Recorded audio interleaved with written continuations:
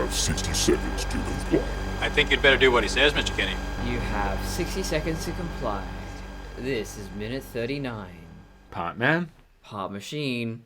All part. part. This minute begins with Miller forcing the judge to stand and ends with... oh, hang on. Oh, shit, I backspaced it. What? How did that fucking... Jesus Christ, Courtney, what operation am I running here? It ends with stay out of trouble. And ends with another news segment. Yeah, that's funny. It's the first media break since, was it minute 3? So Yeah. we've actually gone like a full half hour without this plot device, which is pretty cool, actually. It's been a while. My first comment was Robocop breaking down the walls of injustice. Yes. My first note was about that, but it was just like, Robocop looks so fucking cool. It's so fucking cool. It's great and it's awesome. It's totally radical. It's like, I don't have anything constructive to say. I just think it's cool. It is a really cool minute, and it's also that thing of like, Robocop don't give no fuck. Yeah, he is clearly... He doesn't think about risks, apparently, because he grabs Miller, his semi-automatic weapon goes off. Bullets fly everywhere, missing the judge by inches, and it's just... I don't think that was a consideration in Robocop's plan. He was just like, well, there he is, grab him, pull him out, and that's all you need. Well, going back to the whole hostage thing discussion from like previous minutes, like risk assessment is part of the process. It's like you essentially want to try and get the maximum effect, like subduing the guy or potentially killing the guy with the least amount of casualties. Well, unless it's Vladimir Putin dealing with terrorists, I don't know. Yeah. That's another fun story. I don't know if you... Maybe we have time. Yeah, it's pretty short. I'm reading this from Crack. Yeah, go on. Russian special forces came up with an idea. Put everyone to sleep with knockout gas. Only problem was, knockout gas doesn't exist. Most gases that induce unconsciousness do so merely as a preamble to killing you. After all, even carefully crafted anesthesia stands a good chance of shutting down your body if the dosage isn't just right. But by day 4, the terrorists... Fucking. Yeah. But by day 4, the terrorists had started execution, so Vladimir Putin gave the order to unleash the gas. Reports at the time called it a secret chemical agent, but people today might recognize the name. It was a variant of fentanyl. Fentanyl. There we go. Fentanyl. Yes, it was a variant of fentanyl. Don't make me a chemist. I can't fucking say big words. The gas entered the auditorium through the air conditioning system, and it put a fair percentage of those people inside out of commission and allowed special forces to successfully take control. The official story at the time called the mission a total success. 10 hostages died in the crossfire, but everyone else made it, and authorities even managed to take the terrorists in alive. That story soon fell apart. The truth was that 50 terrorists had died, not too many tears were shed over them, and reporters saw hostages vomiting and choking as they entered the evacuation buses. Authorities refused to identify the gas for doctors, so no one knew how to treat the patients. How to treat it. In the days after the siege, this is horrific. 120 hostages died from the effects of the gas. Oh, fuck. So if you count everyone who died in the next year, the number rises to over twice that. Some of the survivors put together a lawsuit, so the closest thing this ordeal has to a conclusion, the European Court of Human Rights is telling Russia to pay a couple $1 million to 64 plaintiffs. Holy shit. Ruthless Russian efficiency. Wow. I mean, I guess it got the job done, but that is horrendous. Like, if you survived that, and then over the next couple of years, you think, wow, anytime now, I'll die. Jesus. Wow. Yeah. Good job, Russia. Oh, Jesus. And the thing was, you just know, if fucking Putin had just actually gone, yeah, we gassed them with this, they would probably have been fine. Like, I'm not an organic chemist or anything. I don't know how this works in the body and if it has like a time period where it could actually be negated. But just simply letting someone know, even if it's just in secret, getting all the hostages, putting in a secret hospital and just treating them for this shit. Yeah.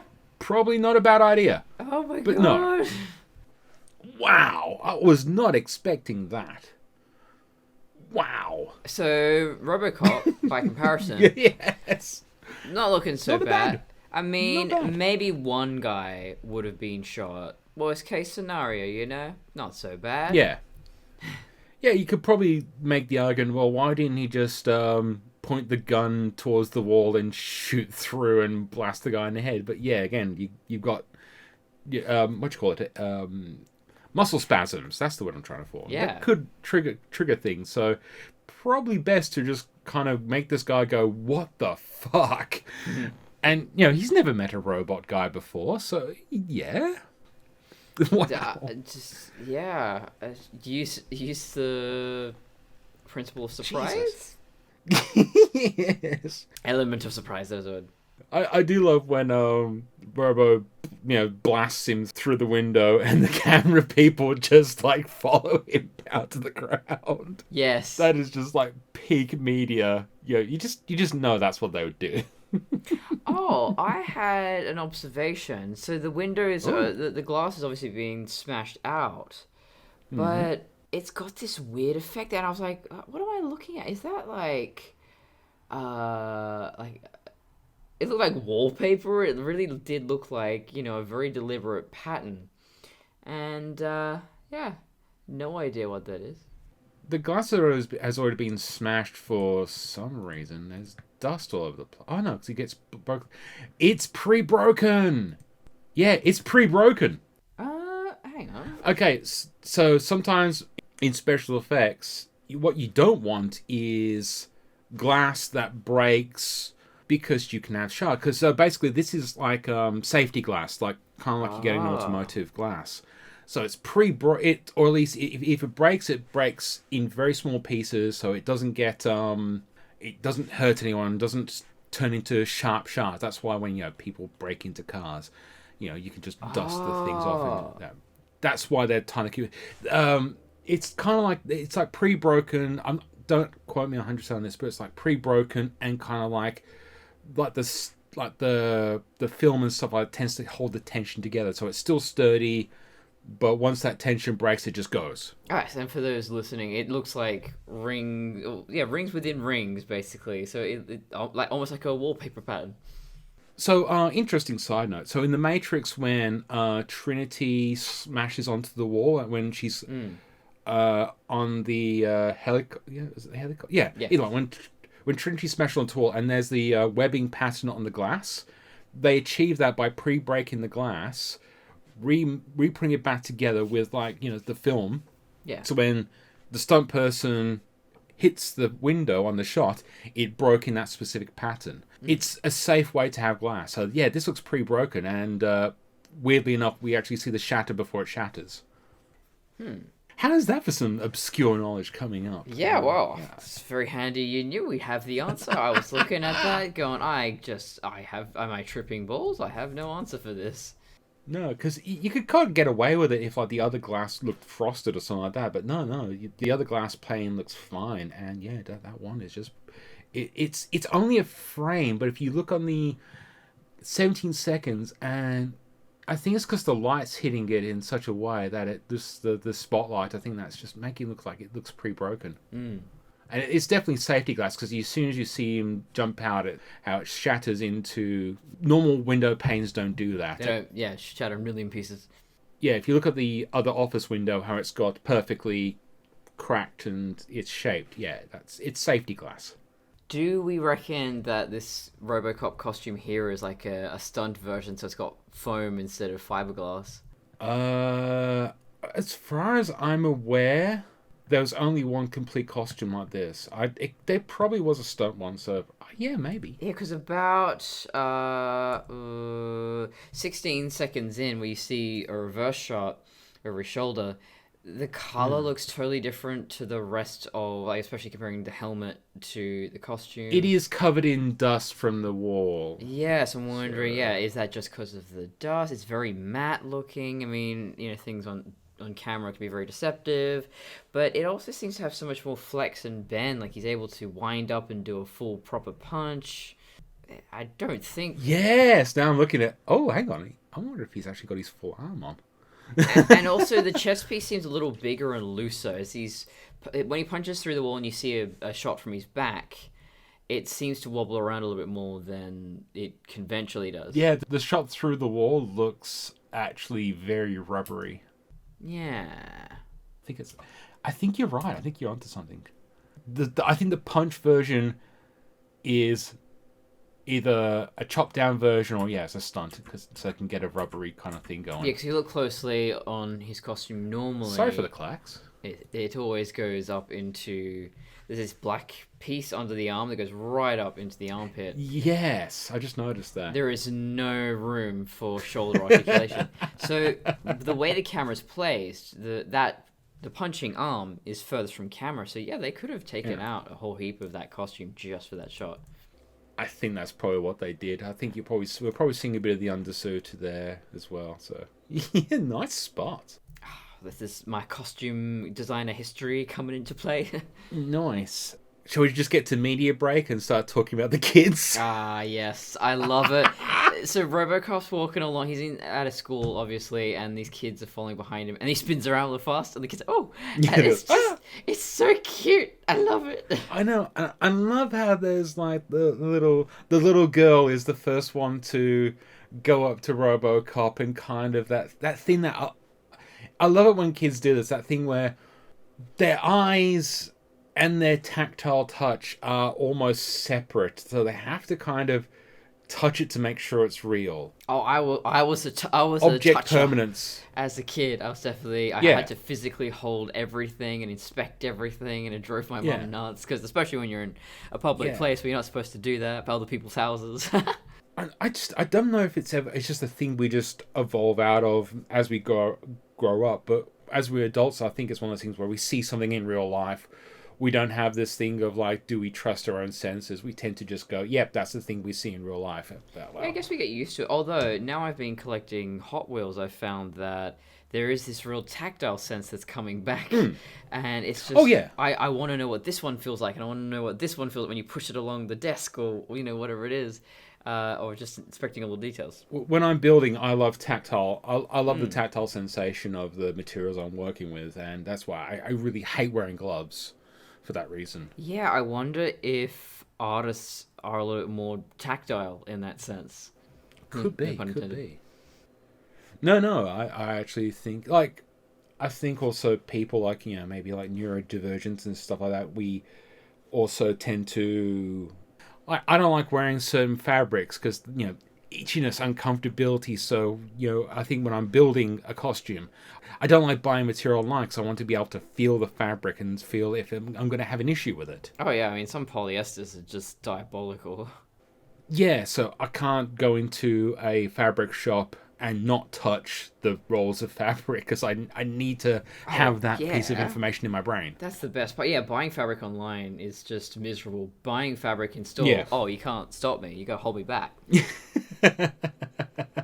So yeah, it's always a thing I find it's very interesting. Both from me, I've been like doing Santa photography, doing charity costuming and stuff like that. That kids, a lot of kids, not all of them, but some kids will just not make up their mind up on you until they touch you. And I think sometimes even parents kind of cotton onto that. So like, shake his hand, say hello, give you a high five. And then sometimes the kids will just be like, nope, don't want to do that. And so like, how about I give mom a high five? Or how about I give dad a high five? That's a good point. I was just thinking, I think maybe socially in our culture, we kind of train kids out of touch. But you look at uncontacted tribes or very traditional tribes, and when someone new shows up, they kind of all swarm around. They're all maybe handshakes or any kind of, that's how they greet each other or whatever it is. Yeah, it seems to be just maybe our culture is definitely downplayed physical contact, which makes sense if you live in a city. COVID obviously has made us very aware. It's very difficult to have a dense population, as is the case in most modern cities, and stay healthy and hygienic. Germ spreading. I was gonna say germ warfare. Germ warfare, yeah. Warfare. The general theory of germinology. I don't know what it's called. But Germ yeah, theory, just germ theory is like it's a lot of it is spread through touch, but you know. Whereas if you live in a tribe of 100 people and you've lived with those 100 people your whole life, it's probably going to be fine.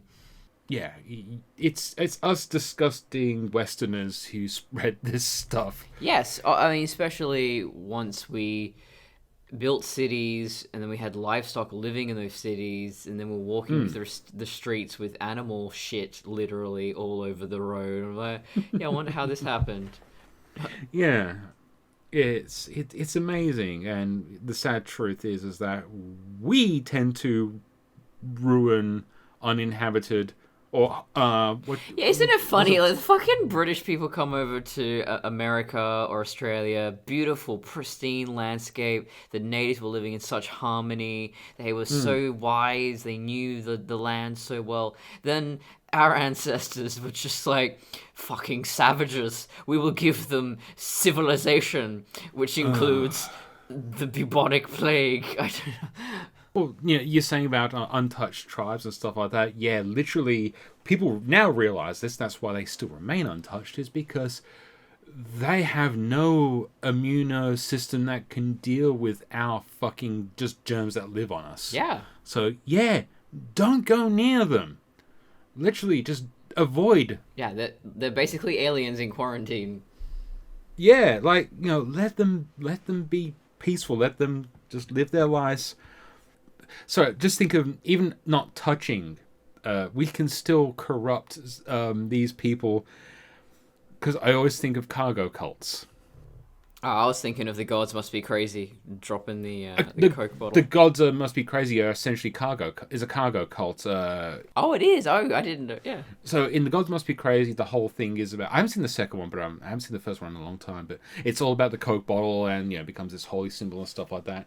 So in real life, cargo cults started to occur when, like Americans and that were landing on these quote unquote uninhabited islands and shit like that, and they were setting up bases deploying for like warfare, for like different campaigns and shit like that. So they'd set up a base and then they'd fly over these islands, and all of a sudden there's these people that had never seen a plane before, and they're seeing all this shit happening, and they think it's the new gods, or at least the new religious figure. So they started building fake airstrips so the god plane could land on their island. This is the simplified version of that. It's a lot more complex, but yeah, that's the thing. People, this is why like the Arthur C. Clarke quote is really poignant. Magic is just technology behind our comprehension. So which people ruin constantly. I hate it. But yeah, that's because people see these miraculous things, and then sometimes they want a piece of that, so they'll build an altar for that god. That's essentially how you get religion.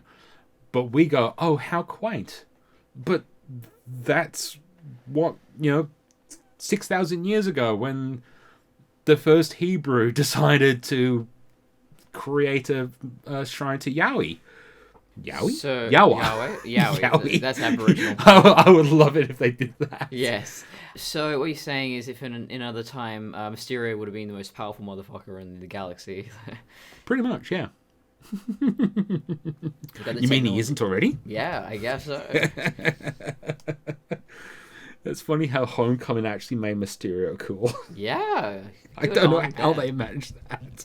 Actually, I think it is because they grounded it more in science fiction and more relevant technology and social issues. That movie had a lot to say about that. Funny how themes are important. Sorry, Far From Home for the internet commentators. I said Homecoming, not Far From Home. Far From, yeah. Funny how putting a theme, thematic elements, subtext in your movie actually makes a huge difference to how it's remembered and what impact it has. Do we want to talk about gaslighting Robocop? I do have a few more things. Oh, I'm just okay. God, that was such a good segue, though. Yeah, but I got some commentary notes. So going back to the hostage crisis. Oh, Ed sorry, goes, I just realized that my last note was between the newscasters. What the hell is that? What? There's a black thing between the newscasters on the desk. Let me just look. About 53 seconds in. I never noticed. What the fuck? Yeah, I just noticed now. What? Was that in the previous shots? What the? It was there all like along, but what is it? Is it trying to suggest that the back is projector, and because there's like a coiled cord there? It's like a telephone missile. Yeah, I think it's a can of radioactive waste from the Teenage Mutant Ninja Turtles. Ooze. It's the secret of the ooze. I have no idea. I just kind of blanked it because I'm usually looking at the backdrop at the Guerrillas in the background. Guerrillas, yes. The Guerrillas. So Ed goes on about how this is the way you solve all hostage problems. I keep wanting to bring this up because it's actually a really fun analytical tool. So there's a theory called punctum and studium. It's by Roland Barthes, who is like pretty much one of the big daddies in not symbology. What the fuck's it? Semiotics? Semiotics, that's the word. Haha. That librarianship degree was worth something. Yeah. So punctum and studium is essentially, studium is the whole, or like you analyzing the whole. What we tend to do is essentially punctum. We are looking at a specific thing and analyze it. But punctum tends to also be very personal. So you just had a great example there of punctum because you seen the scene and your brain went to that thing that's on that table and you focused in on that, whereas I wasn't paying attention to that. So that's a handy little bit of lesson for you of punctum and studium. Well, there you go. We've learned something today. And in the commentary, Ed loves to point out that if you watch the actual body of Miller flying out of the instant replay, he bounces at the bottom of the screen. So if you go back to second 21, you can actually see about second 22, you can actually see his legs bounce up, and that's because there's obviously an airbag underneath, but that's supposed to be like it's a story or two up. Oh yeah. So they don't mention this as a mistake. That's just Ed loves to point this out, and as soon as I was like, hang on, he shouldn't be bouncing that high. And you know what? They could have very easily fixed that if you just freeze frame, because there's a nice clean plate there. Why would you just not have a nice clean plate? It's right there, guys. I know. Obviously, they just used the same footage because you remember the cameraman tilted down as he flew to his death. That's gonna bug me forever now. We've ruined this movie. I love it. I love it. When it comes to Robocop, though, because it is so satirical, I think those kind of goofs are fine. Yeah. I love it. Ed points... So the other thing is, apparently in the school round scene, it was shot by Paul, and apparently him and the kids had a lot of fun that day. Which is what I love the retort by John Davison is they're the only people that had fun. I don't think Peter Weller was probably having particular fun, but that's probably just because of that damn suit. Oh man, it'd be wonderful if we could track down one of the kids from that scene. So what was that like? I guess they just rounded up a heap of kids. I don't think they're actor kids, so you don't need actors. It's just, hey.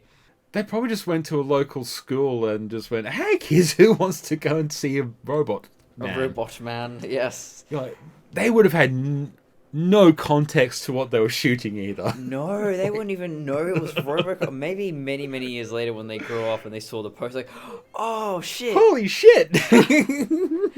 Yeah.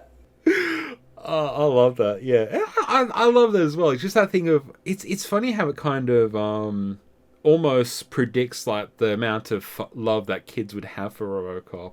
And I don't think it was intended. No, it's just they've made unintentionally a very child-friendly costume, and I think part of that is due to how they've simplified his face. You know, a lot of children love Spider-Man because it's just these big, cute, cartoony eyes and nothing else. And you look at Robocop and there's no nose, there's no eyes, which are perhaps some of the most detailed parts of the face. And I think I remember reading somewhere, or at least autistic children, but I think children in general, focus a lot more on the mouth and the eyes when communicating. So, I think they've unintentionally perfect face that kids are going to love. I just realized something. It's interesting you say it because, like, it's just one big black slit on his face. So you never know where he's looking.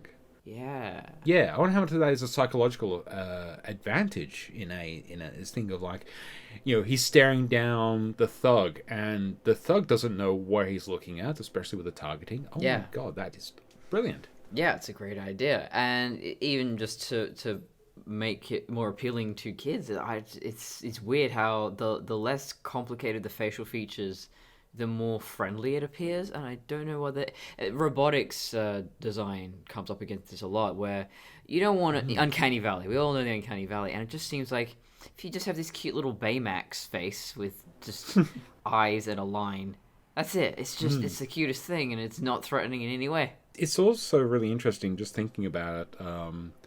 Robocop's shape is very simplistic. You know, it's exaggerated. It's an exaggerated body.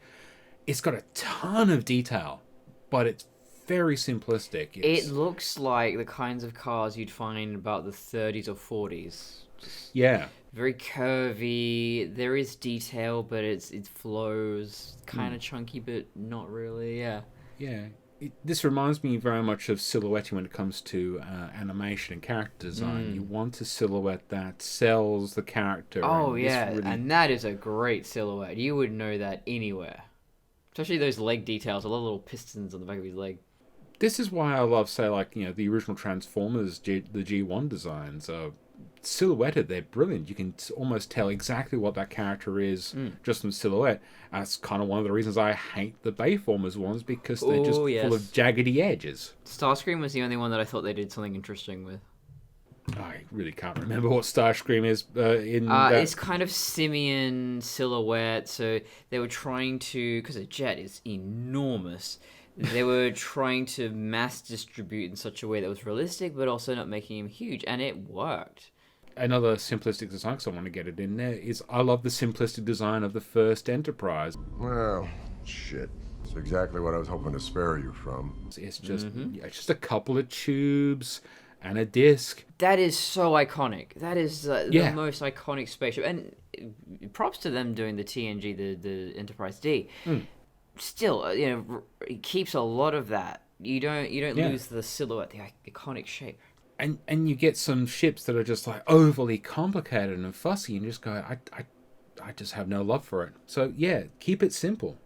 And we've segued pretty hard there, but I don't care. I love it. Yeah, well, I think it's relevant. We're learning. That's what these Movies by Minute, well, at least for me, Movies by Minute podcast should be about, learning about the finer details of design and filmmaking and all that. Because I studied fashion design and costume design. Well, before that, I was really into animation and graphic design and stuff, so I learned about silhouettes and keeping it simple. Yeah. And so for a long time, I didn't use prints at all. I was all about the silhouette. I was very... but that actually gave me kind of a weird advantage, although it was limiting me a little bit. You know, I'm breaking out of those habits now. I'm less afraid of prints.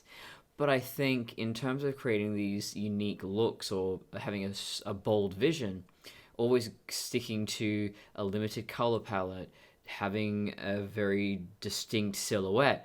No other fashion designer that I was studying with was thinking in those terms. They're all about the details. Like, details can be great. Details should only be there to enhance the form. Yes. And I think that's why Robocop really does work as well, is that it's such a simplistic form, and all those details do is just really add to that form.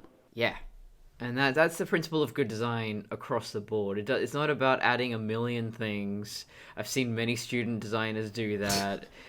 No, if you have a real good shape, nice, smooth, good, yes. It's stick to that. Well, it's funny because this was before the industry, in the movie industry particularly, got really heavily into toyification. Oh yeah, toyetic. And this is something that we could probably discuss in length in future movies, or probably when we guest on a particular podcast with a particular and Robin. Yes. And the toyification of design and how they didn't strive for something kid friendly. They just strive for something really interesting, unique, and sleek. But it's so kid friendly. And we see it here. So yeah, just something to think about. It's like unintentional kid friendliness but I guess when you're trying to make a cop, you kind of, on a propaganda level, you kind of want it to be family friendly on a design level. Yeah, and I never thought about that until we got up to this minute. Of course he's made to be appealing to the public. There was probably there's a scene we didn't see where Bob Morton is like, yeah, but how does it rate with the under 15s, and how does it how's it rating with women and all of that, which they kind of do in the sequel remake, what was the word I made up? The remake-quel. Yeah, sorry. There was sort of that scene with Keaton in the remake-quel.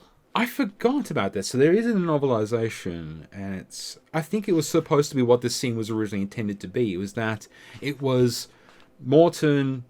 I think Dick Jones was there, weirdly enough, but it was like the security concepts at the school, almost not field testing. What's the term? Like doing market research. Market researching Robocop around students, and it's all about them taking notes on how Robo is reacting or being reacted to by the kids.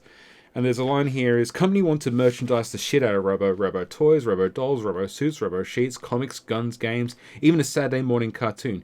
Do you realize how much money he can bring into the corporation? Not only be the most efficient crime deterrent in the world, he'll be the most popular. So sadly, that's a bit of commentary that's not in this film, but it's in the novelization. It's clear they were thinking about these things at some point. There's also a missing scene that's in the novelization, but it feels like padding, which is a scene with Jan Murphy, and she's like putting away Alex's clothes as they're packing up to move to the moon. Or was it Moon or Mars? It's one of the two. Is that connected to Total Recall? No, I think it's in the original novelization, and it's in the thing. Yeah, the Murphys, the son and the wife, as they're known as, are supposed to have moved out to the moon colony. That's why they're not in this house later on. That's so bizarre.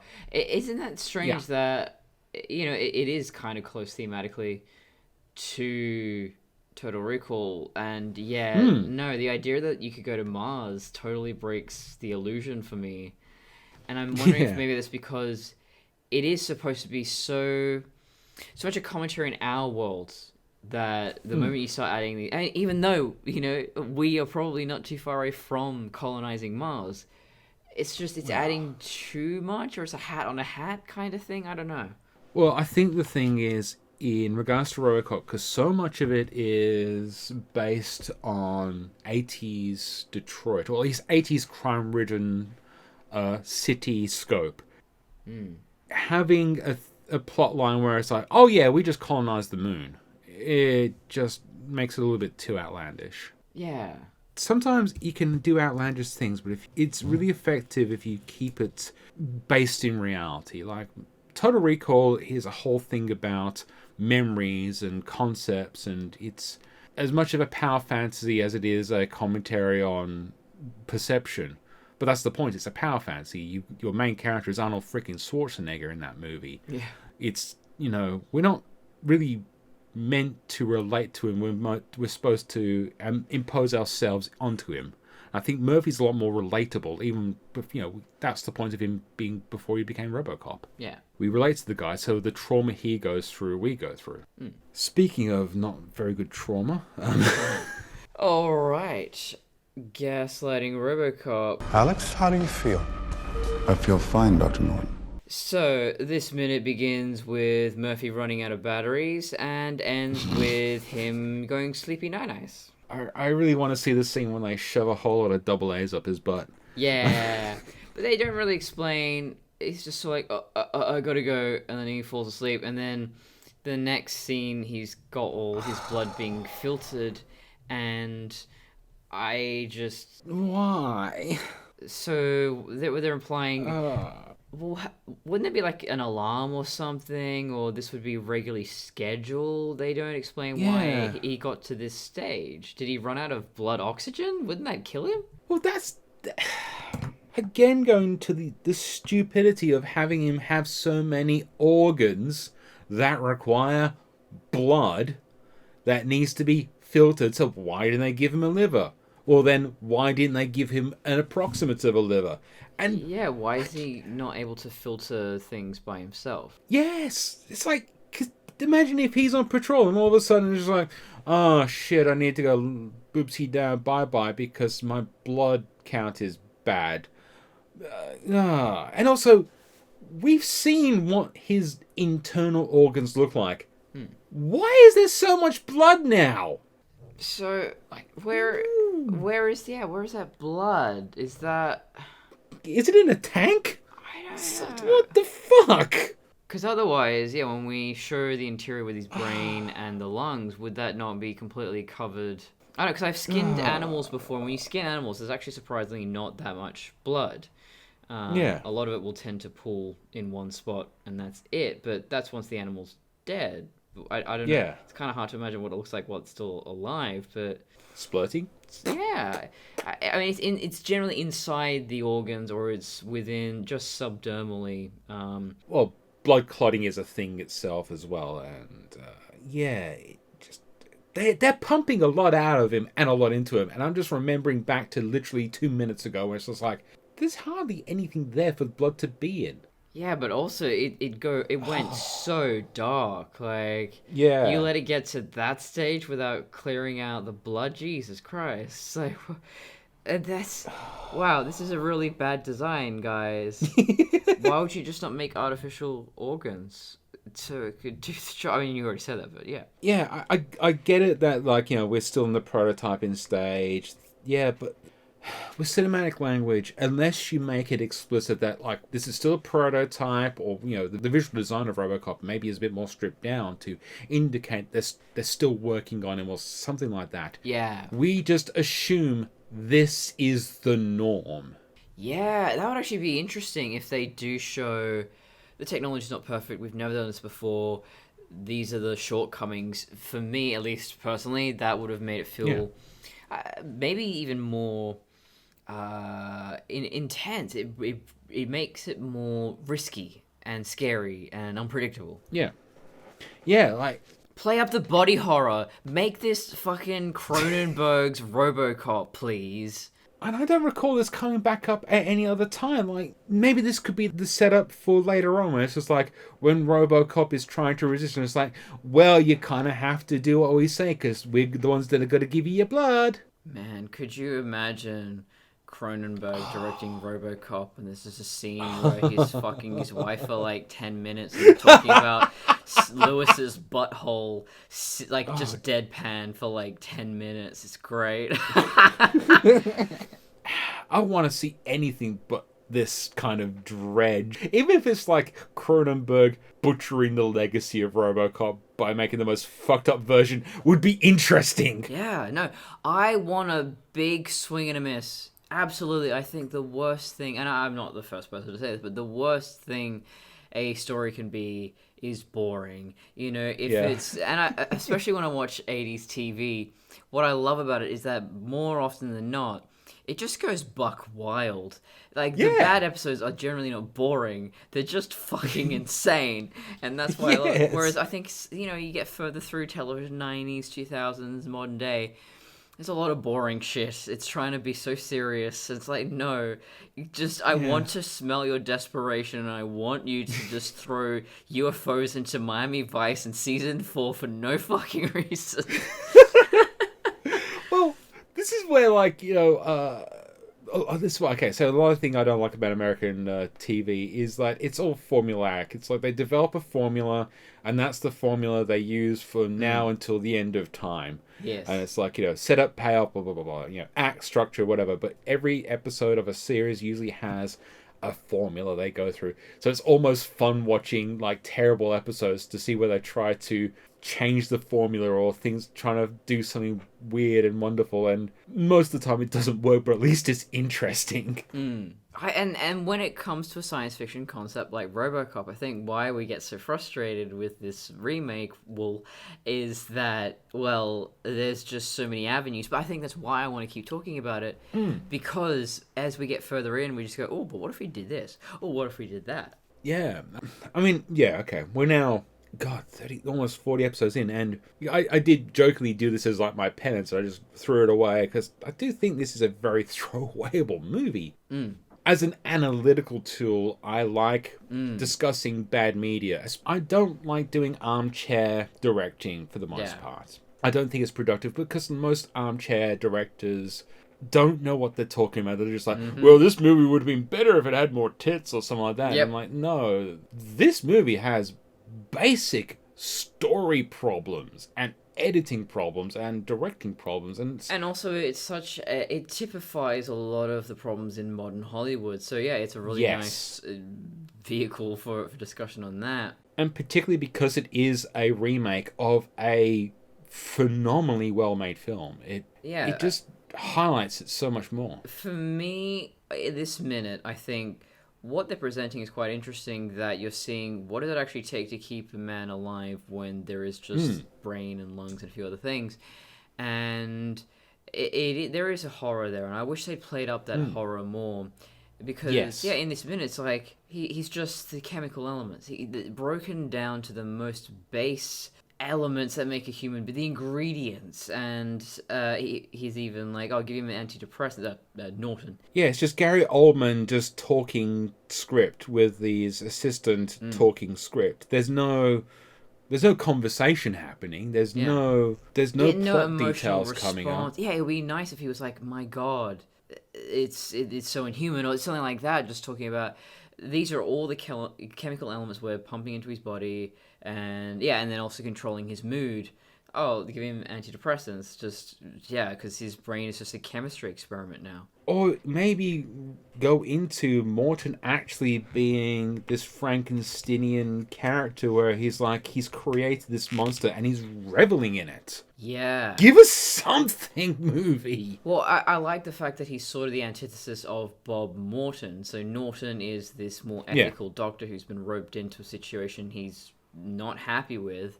Yeah. So that would have been a really interesting character, a supporting character to explore, that in a scene like this, maybe have him alone. Don't even have the assistant, but you have him kind of talking to the sleeping Robocop, and just you can see how much this is just killing him. He feels like this is so wrong, but you could go in either way. You could have had the remorseful doctor, the guy who is like done this terrible thing, but I like the angle where he's done this terrible thing and he kind of acknowledges it, but he kind of likes it.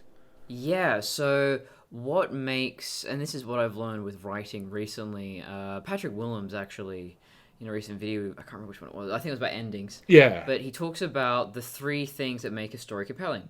And you have your physical stakes, you have your emotional stakes, and you have your philosophical stakes. And the original Robocop pretty much hits all of those beats, I'd say. Whereas this one, you don't have that. And if the more characters, it's not always required, but the more characters you have those emotional stakes or the philosophical stakes, the more those characters come to life, and the more you relate to them. This is Gary Oldman, fantastic actor, and I think the character has a lot of potential there. He's put in a very high stakes situation, but they don't do anything with it. Yeah. That's it. You can hire the greatest actor of all time. The actor can also realistically put in so much as well. But at the end of the day, if the script isn't doing anything, the story isn't doing anything, or it can't move by force of acting alone. You could replace Gary Oldman with Tommy Wiseau, and it probably would end up the same. Yeah, honestly, yeah. Because there's nothing propelling the narrative forward, and you might get a giggle from, "Oh, hi, Robocop," but that's not going to take you far enough in the movie. Well, okay, maybe it would. But at least it'd be interesting. We'll give him a nice dream. Oh, hi, I'm gonna give you a nice dream with some antidepressants, huh? I heard you're not feeling so happy. We're gonna swap out your blood. Funny story. Okay. We can Robocop remake starring Tommy Wiseau's every role. Yeah, that would have certainly improved things. But yeah, I think what ultimately we're missing in this minute is those stakes. There's a lot of potential in this particular minute where, okay, so he's run out of power. Like, how does that? What, has he lost consciousness? Like, is his human parts affected? How does that work? Does he go into like this safe power diamond? It's never explained, and I think that would have been fun. And also just showing the horror of that oh right, he's almost disabled in a sense, that from now on he's got like this narcolepsy or something, that you can't wander too far away from the lab, you're trapped. Yeah, it's almost like every single time this movie gets close to doing something interesting or provocative or thought-provoking or philosophical, it takes a complete left turn into bland. It does feel like it's being held back a lot, and I'm wondering at what point on the chain there, of chain of command, how did that happen? Is it just the producers going, just keep it simple, just keep it really simple? Yeah. Or is it the director just not being interested? I mean, we haven't really watched or listened to any audio commentaries or special features or anything, because we don't hate ourselves, and we don't have access to that. But yeah, it would mean we'd have to buy a Blu-ray. Fuck. The sad truth is, I've tried to watch every minute of this remake as we've been going along, and for the most part, I just find myself skipping along, and I think, okay, man, oh shit, did I just miss something? And I go back and rewatch and went, no. Now, I do find interesting things here and there, but it's mostly going, oh, that could have been interesting. Yes! The movie in our minds is better than the movie we're watching. Yes. And we're not even trying that hard. No! But yeah, my final note for this minute is that the final shot reminds me a lot of the Meet Walter commercial that was used for Alien Covenant, directed by Luke Scott, Ridley Scott's son. Don't think I've seen that It's yet. fairly obscure. It's beautifully shot, though, and just makes me feel like, as much as the Meet Walter commercial is nice, it's just sci-fi aesthetics have not changed. This intense white, minimal, large spaces. We're kind of stuck in that 2001 A Space Odyssey future, and it's never gone away. Even fucking Teslas look like they're from the 2001 kind of Apple iPod future. Yeah, Looks like they're from fucking Halo. Yep. Well, that's the funny thing is, like, the style of science fiction has kind of gone from grunge to clean to what's like well, it's either Star Wars or Star Trek. We go from one extreme to the other. clean to grunge to clean to grunge to clean to grunge with no real in between, or I think that's kind of why it's hard to kind of sometimes think of Robocop the original as a sci-fi, because it's such a down-to-earth movie. Yes. And even though you got this robot guy in there, you don't think of it as hardcore sci-fi, which it is. Or even cyberpunk, because we don't have a lot of the cyberpunk elements that we would normally associate. Yeah, I mean, if this got like a Deus Ex makeover, I never asked for this. I don't know if we've got a drop for that. It's been a while since I mentioned Oh yeah, we haven't used it in almost 30 episodes. Woo, okay, well, it's coming back. I never asked for this. So what makes Deus Ex really interesting is a lot of honeycomb patterning, a lot of yellow. Mm-hmm. It has this very distinct, well, especially each game takes place in a different place. Dubai, Croatia, I think. Yeah, it's been a while since I've played them. Yeah, and Prague, I think it is. And yeah, so you've got these unusual cultural backdrops, but then you also have, in terms of the graphics, an unusual color palette, and yeah, like it's not that hard. It's not like you have to throw everything out. You can't have sleek and futuristic. You can do sleek and futuristic, but there's different ways to approach the same solution. I just had a bad brain thing, and I just realized, oh dear God, as a sci-fi movie, Bloodshot is better designed than 2014 Robocop. Yeah, actually, from memory, yeah. It's not a badly designed film. it's a bit shit, but Yeah.